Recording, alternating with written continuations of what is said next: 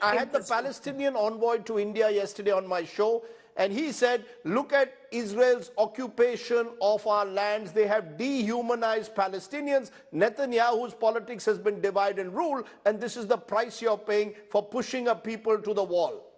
Well, let me ask, I hope you asked him what occupation is happening in Gaza when we left there almost 20 years in 2005.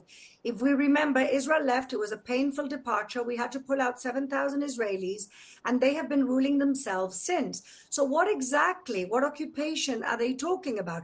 Then people say to me, oh, but there's a blockade. And then I remind them that Gaza is actually bordered by Egypt as well as Israel. Israel brings in children for medical attention. We just gave 18,000 work permits to Gazans to come into Israel because, of course, Hamas does not develop its own economy. And so we give jobs and we let humanitarian in. So what occupation exactly are they talking about? Okay, you want to talk about Judea and Samaria, the West Bank. They're talking about settlements. They're talking about an increase in settlements. They're talking about the Al-Aqsa Mosque, according to them. Where? In Gaza?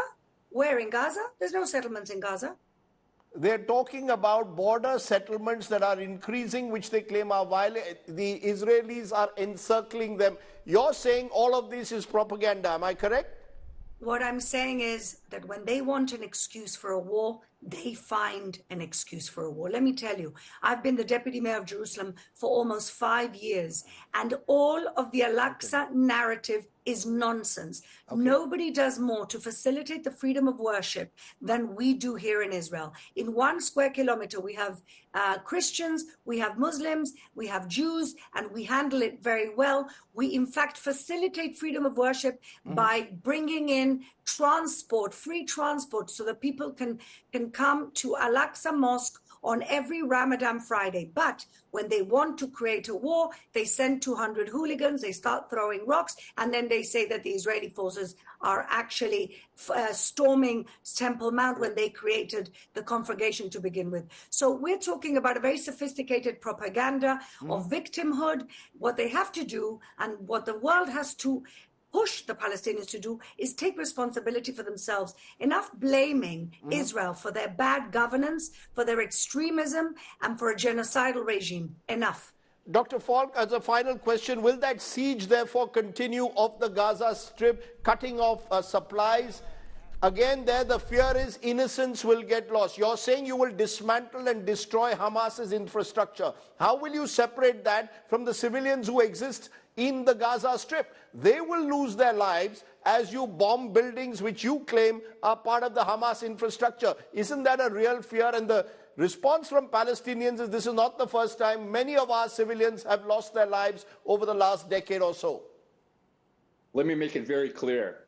The Hamas, ISIS on steroids, waged war against Israel on October 7, 2023. We are returning war. They wanted war, and they will receive war.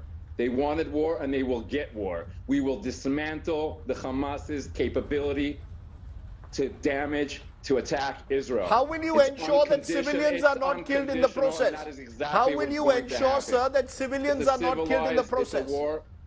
Excuse me? How will you ensure that civilians are not killed in the process? We have warned all civilians, all Gazans, long ago to get out of war zone, and we are now attacking Hamas with all our might, and we will dismantle Hamas's capability to attack innocent civilians in the process. This is a war of civilization against savages, and we expect everyone, all civilized people, all human beings, in fact, to support our war against ISIS and Hamas.